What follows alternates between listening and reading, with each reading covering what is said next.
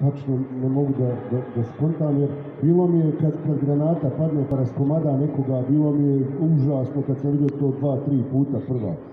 A 5., 6., 10. put, hvala mi nije više ništa mi ne predstavlja to. Masu puta sam i čitali ste.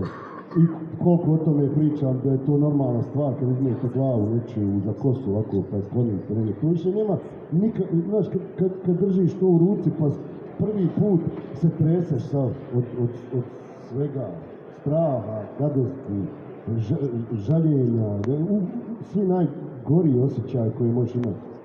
Ali to kad postane normalno, to je onda gledaš na to kao neki hirurg koji to gleda svaki dan.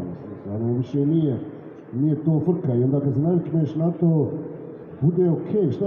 Ja govorim ljudima, meni rat nije najgora stvar koju sam u životu vidio uopšte, čak ni blizu.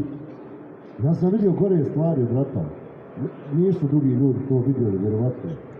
Ali meni nije to najgore. Meni su neke druge stvari još gore. Naravno ja sam se nagledio svega u ratu, ali su ljudi gore prošli od mene puno neki u ratu, tako da su možda